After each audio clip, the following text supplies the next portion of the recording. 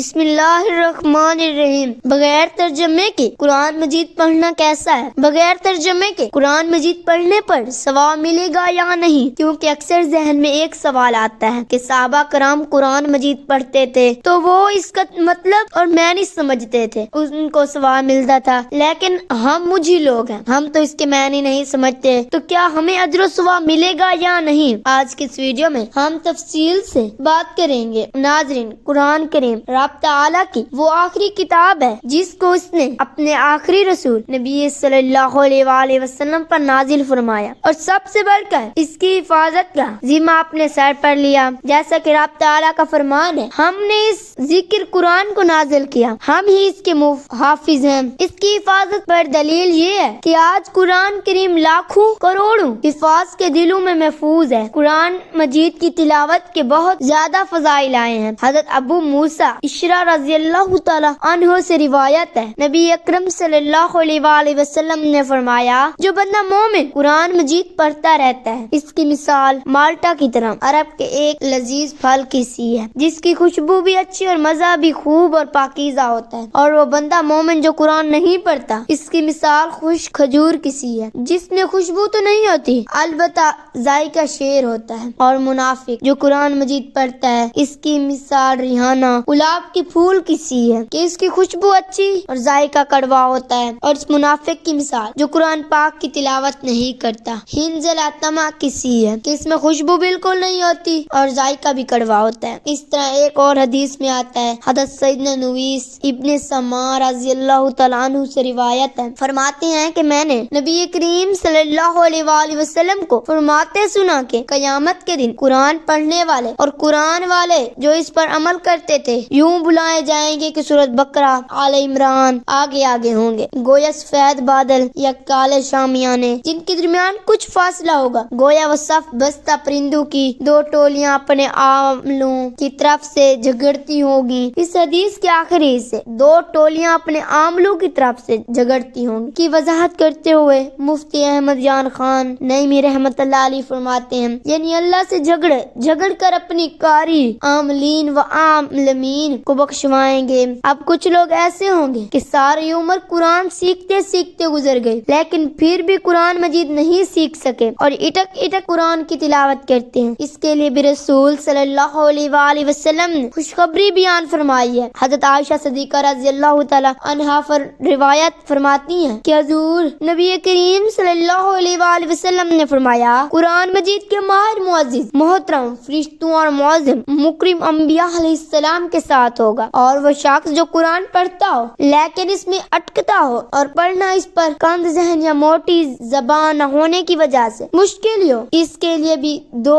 گناہ اجر ہے۔ ایک دوسری روایت میں ہے کہ وہ شخص جو قرآن پڑھتا ہے حالانکہ یہ پڑھنا اس کے لیے سخت مشکل ہو، اس کے لیے 2 اجر ہے، ایک اجر تلاوت کا اور دوسرا تھکن اور مشقت کا۔ اس میں ان مہر حضرات کے لیے بڑی خوشخبری ہے جن کی زبان موٹی ہو جاتی ہے تو وہ کوشش کے باوجود صیت مخارج اور صفات حروج کا لحاظ رکھ کر الفاظ ادا نہیں کر سکتے، لہذا وہ تلاوت ترک نہ کریں بلکہ یہ عمل سہلہ جاری رکھیں۔ قرآن کریم ترجمے کے ساتھ پڑھا جائے یا بغیر ترجمے کے، دونوں صورتوں میں بڑا ثواب ہے۔ اگر کسی شخص کو ترجمہ نہیں آتا یا ترجمہ آتا ہے لیکن وہ معنی پر غور کیے بغیر صرف قرآن کریم کی تلاوت کرتا ہے تو یہ بھی بڑا اجر و ثواب رکھتا ہے، اور اس کے ہر لفظ کی تلاوت پر حدیث میں 10 نیکیوں کا وعدہ کیا گیا، جیسا کہ سیدنا عبداللہ بن مسعود رضی اللہ تعالیٰ عنہ بیان کرتے ہیں کہ رسول صلی اللہ علیہ وآلہ وسلم نے فرمایا، جس نے قرآن مجید کا ایک حرف پڑھا اسے 1 نیکی ملے گی، اور 1 نیکی 10 نیکیوں کے برابر ہوتی ہے۔ میں یہ نہیں کہتا کہ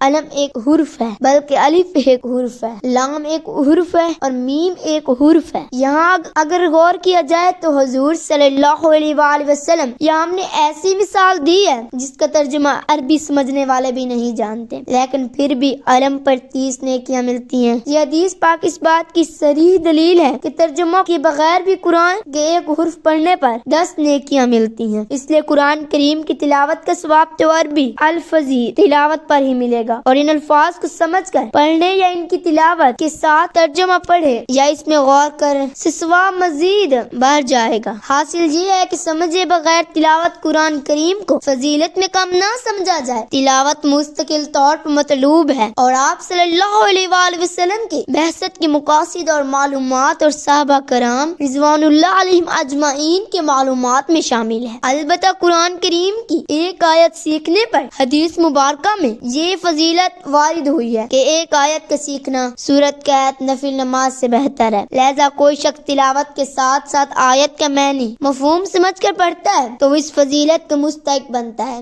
شیخ ابن عثیمین رحم اللہ سے پوچھا گیا، اگر کوئی انسان بنا سمجھے قرآن کی تلاوت کرتا ہے تو کیا اسے ثواب بھی ملے گا؟ اس پر انہوں نے جواب دیا کہ قرآن کریم بابرکت کتاب ہے، جیسے کہ اللہ تعالیٰ کا فرمان ہے، کتاب ترجمہ جو کتاب آپ صلی اللہ علیہ وآلہ وسلم کی جانب نازل کی ہے بابرکت ہے، تاکہ وہ اس آیت پر تدبیر کریں اور اہل دانش ان سے نصیحت حاصل کریں، تو اس کے لیے انسان کو قرآن پڑھنے پر ثواب ملے گا، چاہے وہ سمجھے یا نہ سمجھے۔ تاہم کسی بھی مکف مسلمان کو ایسا نہیں کرنا چاہیے کہ قرآن کریم کو سمجھے بغیر ہی پڑھتا جائے، کیونکہ اگر کوئی انسان مثال کے طور پر علم تب حاصل کرنا چاہتا ہے، اس نے طیب کی کتاب بھی پڑھ لی، تو اس شخص کو اس وقت تک فائدہ نہیں ہوگا جب تک وہ اس کا معنی نہ سمجھے اور اسے اس کی تفصیل نہ سمجھائی جائے، بلکہ وہ خود پوری کوشش کرے گا کہ اس کتاب کو سمجھے تاکہ اسے اپنی پیشہ ورانہ عملی زندگی میں نافذ کر سکے۔ تو ایسے میں قرآن کریم کے بارے میں آپ کا کیا خیال ہے، جو کہ سینوں کے لیے شفا